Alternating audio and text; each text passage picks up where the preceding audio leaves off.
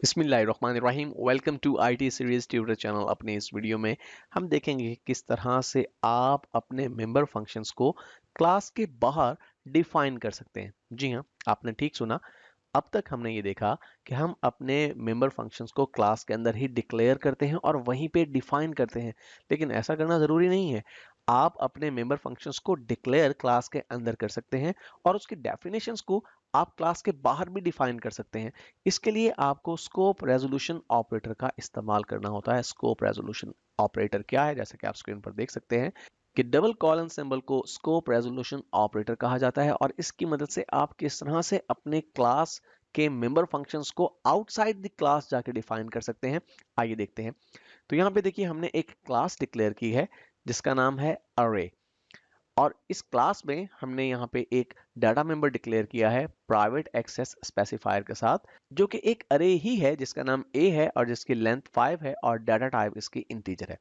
इसके बाद यहाँ पे देखिए लाइन नंबर 8 पे मैंने कमेंट आउट किया हुआ है डिक्लेयरिंग मेंबर फंक्शंस। इस क्लास के अंदर हम एक्चुअली 4 फंक्शंस को डिक्लेयर कर रहे हैं और इन चारों की डेफिनेशंस को हम डिफाइन करेंगे क्लास के बाद। तो देखिए, हमने 4 फंक्शंस किस तरह से यहाँ पे डिक्लेयर किए। हमारे पहले फंक्शन का नाम फिल है और ये वाइट कीवर्ड के साथ हम डिक्लेयर करें, इट मींस ये किसी किस्म की कोई वैल्यू रिटर्न नहीं करेगा। दूसरे फंक्शन का नाम डिस्प्ले है और ये फंक्शन भी वाइट कीवर्ड के साथ हमने डिक्लेयर किया है। हमारे तीसरे फंक्शन का नाम मैक्स है जो कि इंटीजर डाटा टाइप के साथ हमने डिक्लेयर किया, इट मींस कि ये हमें एक इंटीजर वैल्यू रिटर्न करेगा। और हमारे चौथे फंक्शन का नाम मिन है जो कि इंटीजर डाटा टाइप के साथ ही डिक्लेयर किया गया, इट मींस ये भी एक इंटीजर वैल्यू को रिटर्न करेगा। ब्रीफली आपको बताना चलूं कि एक्चुअली ये चारों फंक्शन किस मकसद के लिए हम इस्तेमाल करने वाले हैं।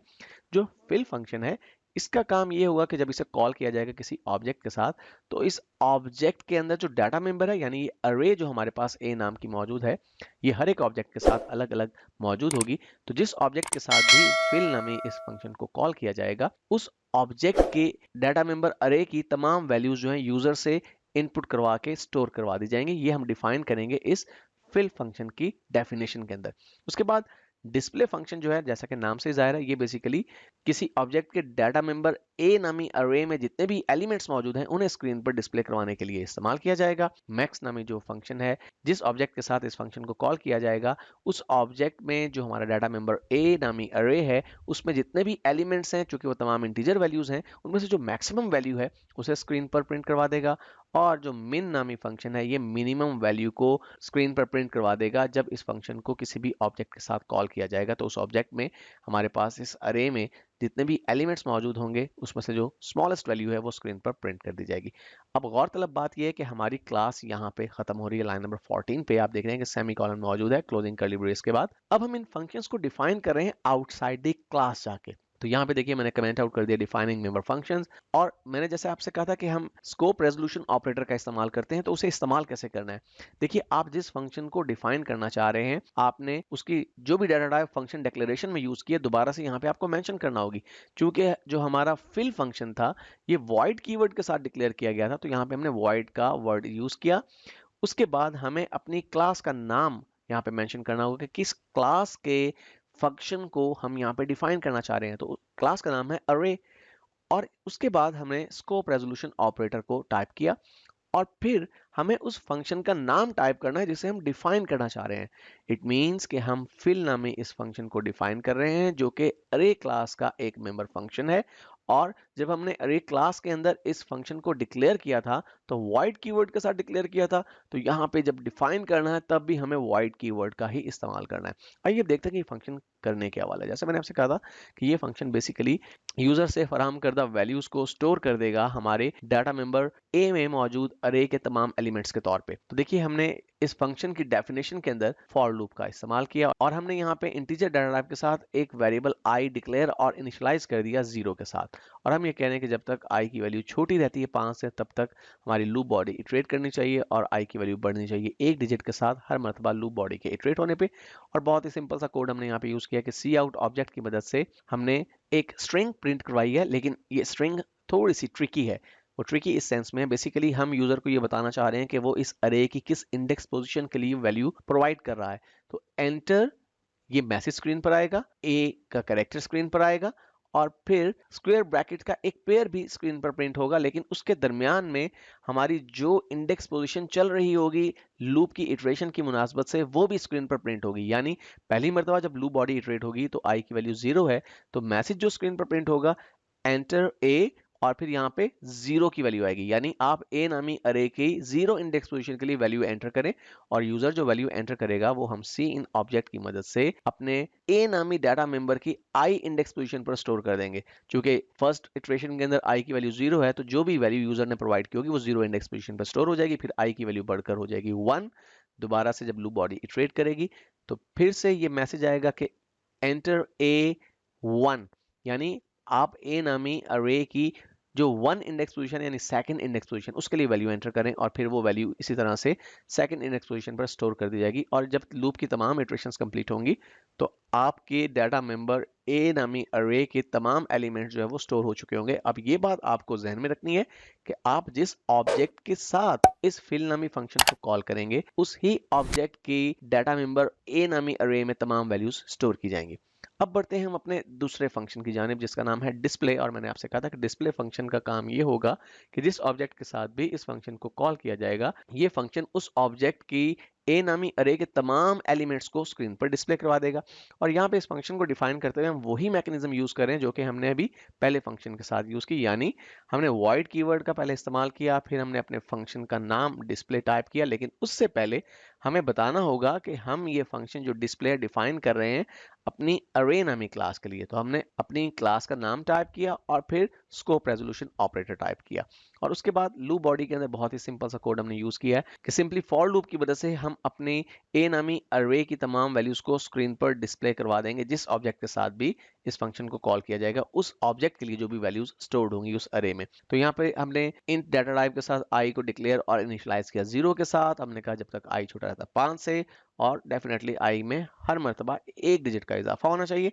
और सी आउट ऑब्जेक्ट का हम इस्तेमाल इस तरह से कर रहे हैं कि बेसिकली हम ये भी बताना चाह रहे हैं कि आपकी अरे की कौन सी इंडेक्स पोजीशन पर कौन सी वैल्यू मौजूद है।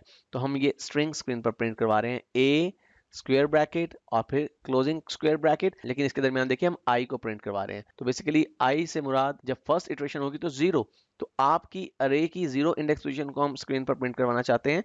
तो उसके लिए मैसेज जो स्क्रीन पर आएगा कि ए की 0 इंडेक्स पोजीशन पर जो वैल्यू है वो कॉलन के बाद शो होगी। और उसे शो हम किस तरह करवा रहे हैं, सिंपली हम अपनी अरे ए की आई इंडेक्स पोजीशन को यहाँ पर प्रिंट करवा रहे हैं। तो इस तरह से 0 इंडेक्स पोजीशन में जो वैल्यू है वो प्रिंट हो जाएगी। और फिर एंड एल का भी यहाँ पे हमने इस्तेमाल किया, यानी हर एक वैल्यू सेपरेट लाइन पे प्रिंट होगी और हर एक वैल्यू से पहले ये मेंशन किया जाएगा कि ए नामी अरे की कौन सी इंडेक्स पोजीशन की वैल्यू को स्क्रीन पर प्रिंट करवाया जा रहा है। अब बढ़ते हैं हम अपने थर्ड फंक्शन की तरफ जो कि मैक्सिमम वैल्यू को स्क्रीन पर प्रिंट करवाएगा। इसके लिए भी हमने वही मैकेनिज्म यूज किया, यानी हम इसे डिफाइन कर रहे हैं आउटसाइड द क्लास। तो हमें पहले डाटा टाइप मेंशन करनी होगी अपने फंक्शन की। रिटर्न डाटा टाइप हमने मेंशन की इंट, फंक्शन का नाम है मैक्स, लेकिन नाम से पहले हमें अपनी क्लास का नाम और स्कोप रेजोल्यूशन ऑपरेटर का इस्तेमाल करना है। और मैक्सिमम वैल्यू को किस तरह से प्रिंट करवाया जाता है ये हम बहुत से प्रोग्राम्स में प्रीवियसली देख चुके हैं। हम ब्रीफली यहाँ पे डिस्कस कर लेते हैं कि हमने सबसे पहले तो ये किया कि अपनी जो अरे की 0 इंडेक्स पोजीशन पर वैल्यू मौजूद थी उसे हमने स्टोर कर दिया m नामी एक वेरिएबल में, जिसे हमने डिक्लेयर भी यहीं पे किया है। इंटीजर डाटा टाइप का एक वेरिएबल m हमने डिक्लेयर किया और उसमें वो वैल्यू स्टोर कर दी जो कि आपकी a नामी अरे की 0 इंडेक्स पोजीशन पर मौजूद है। मैं बार बार आपको रिकॉल करवा रहा हूँ कि कौन से अरे की 0 इंडेक्स पोजीशन की वैल्यू यहाँ पे स्टोर होगी, क्योंकि जितने ऑब्जेक्ट्स डिक्लेयर किए जाएंगे हर एक ऑब्जेक्ट में ए नामी अरे मौजूद है। तो जिस ऑब्जेक्ट का इस्तेमाल करते हुए आप मैक्स नामी फंक्शन को कॉल करेंगे उस ही ऑब्जेक्ट की डाटा मेंबर ए अरे की 0 इंडेक्स पोजीशन को यहाँ पर m में स्टोर किया जाएगा। उसके बाद का कोड बहुत सिंपल है, हमने फॉर लूप का इस्तेमाल किया और उसके लिए हमने यहाँ पे आई नामी वेरिएबल को डिक्लेयर और इनिशियलाइज किया 0 के साथ जो कि इंटीजर डाटा टाइप का है, और हमेशा की तरह i less than 5, i plus plus. और कोड क्या है, हमने इफ का इस्तेमाल किया कि अगर हमारे m वेरिएबल में मौजूद वैल्यू छोटी है हमारी a नामी अरे की i इंडेक्स पोजीशन पर मौजूद वैल्यू से। तो i इंडेक्स पोजीशन कौन सी है, चूंकि फर्स्ट इटरेशन चल रही होगी लूप की तो 0 इंडेक्स पोजीशन। तो बेसिकली पहली मर्तबा जब लूप बॉडी इटरेट करेगी तो एक्चुअली दो वैल्यूज जो कंपेयर की जा रही होंगी वो सेम होंगी, तो ये कंडीशन डेफिनेटली फॉल्स हो जाएगी। तो ये जब कंडीशन फॉल्स हो जाएगी तो ये स्टेटमेंट एग्जीक्यूट ही नहीं होगी। आई वेरिएबल में 1 डिजिट का इजाफा हो जाएगा, सेकंड इटरेशन स्टार्ट होगी लूप बॉडी की, और अब की बार जो कंपैरिजन किया जाएगा तो m में जो वैल्यू स्टोर थी वो 0 इंडेक्स पोजीशन की वैल्यू स्टोर थी, तो हम उसे कंपेयर कर रहे हैं अपनी a नामी अरे की इंडेक्स पोजीशन 1 के साथ, यानी सेकंड इंडेक्स पोजीशन पर मौजूद वैल्यू के साथ। तो अगर m की वैल्यू छोटी हुई, इसका मतलब ये होगा कि जो सेकंड इंडेक्स पोजीशन पर मौजूद वैल्यू है वो बड़ी है 0 इंडेक्स पर मौजूद वैल्यू से, तो इस सूरत में हम कहते हैं m is equal to ai, यानी अब m में वो वैल्यू स्टोर कर दो जो कि सेकंड इंडेक्स पोजीशन पर मौजूद है, क्योंकि दो वैल्यूज के कंपैरिजन में वो बड़ी साबित हुई है। फिर से आपकी लूप बॉडी इटरेट करेगी और अब की बार जब कंपैरिजन किया जाएगा तो डेफिनेटली आपकी सेकंड इंडेक्स पोजीशन की वैल्यू m में स्टोर्ड है, उसे कंपेयर किया जा रहा होगा इंडेक्स पोजीशन 2 यानी थर्ड इंडेक्स पोजीशन की वैल्यू के साथ।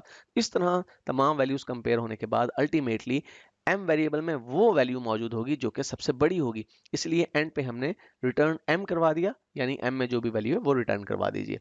और अब बढ़ते हैं अपने लास्ट फंक्शन की तरफ, और मैं इसके कोड को बहुत डिटेल से एक्सप्लेन नहीं करूंगा, सिंपली वही कोड है जो कि हमने मैक्स के साथ यूज किया, जस्ट रिवर्स्ड वे में। और हमने अपने मेंबर फंक्शन को डिफाइन उसी तरह से किया। हमने डाटा टाइप मेंशन की कि ये फंक्शन एक इंटीजर वैल्यू रिटर्न करेगा, उसके बाद क्लास का नाम, स्कोप, रेजोल्यूशन, ऑपरेटर और फिर फंक्शन का नाम। ये बात अब आपको ज़हन नशीन हो जानी चाहिए कि जब आप किसी मेंबर फंक्शन को आउटसाइड द क्लास जाके डिफाइन करेंगे तो इसी तरह से आपको स्कोप, रेजोल्यूशन और क्लास के नाम के साथ उसे डिफाइन करना होगा। और ये कोड बिल्कुल वही है कि हमने m में स्टोर कर ली 0 इंडेक्स पोजीशन पर मौजूद वैल्यू, और उसके बाद फॉर लूप का इस्तेमाल करते हुए हमने कंडीशन को उल्टा दिया कि अगर m में मौजूद वैल्यू बड़ी है a नामी अरे की 0 इंडेक्स पोजीशन के साथ, और फिर बार बार जब लूप इटरेट करेगी तो अल्टीमेटली m वेरिएबल में जो सबसे छोटी वैल्यू है वो स्टोर हो चुकी होगी, इसलिए रिटर्न करवा दिया जाएगा m को। अब हम बढ़ते हैं अपने मेन फंक्शन की तरफ, जहाँ पे हम कोई ऑब्जेक्ट डिक्लेयर करने वाले हैं और फिर उसकी मदद से इन तमाम फंक्शंस को कॉल करने वाले हैं।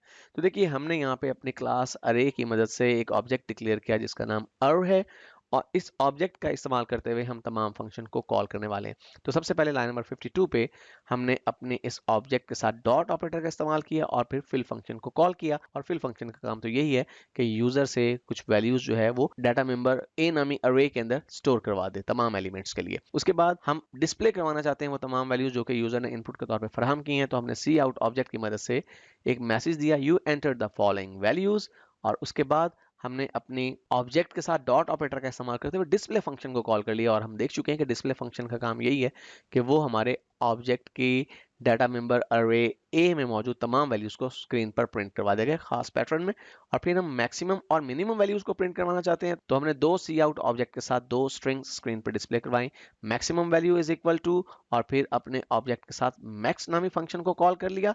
और जब मिनिमम वैल्यू डिस्प्ले करवानी थी तो हमने सी आउट ऑब्जेक्ट के साथ मिनिमम वैल्यू की स्ट्रिंग्स डिस्प्ले करवाई स्क्रीन पर, और फिर अपने ऑब्जेक्ट अर के साथ मिन नामी फंक्शन को कॉल कर लिया। आइए इस प्रोग्राम को कंपाइल और एग्जीक्यूट करके देखते हैं कि ये किस तरह से काम करता है। तो देखिए जी, एंटर ए जीरो, हमें बताया जा रहा है कि हमारी ए नामी अरे की 0 इंडेक्स पोजीशन पर आप क्या वैल्यू एंटर करना चाहते थे, 25, A1 35, 60, 70 एंड 90। अब ये 5 वैल्यूज हैं, और जो ही मैं एंटर करता हूं देखिए you enter the following values, तो हमारी एंटर करदा वैल्यूज जो प्रिंट करवाई जा रही हैं बेसिकली ये हमारे ऑब्जेक्ट के साथ डिस्प्ले फंक्शन को कॉल करके प्रिंट करवाई जा रही हैं। फिर मैक्सिमम वैल्यू इसमें 90 है, मिनिमम वैल्यू इसमें 25 है। तो आपने देखा किस तरह से आप अपने फंक्शंस को डिक्लेयर क्लास के अंदर करके क्लास के बाहर डिफाइन कैसे कर सकते हैं।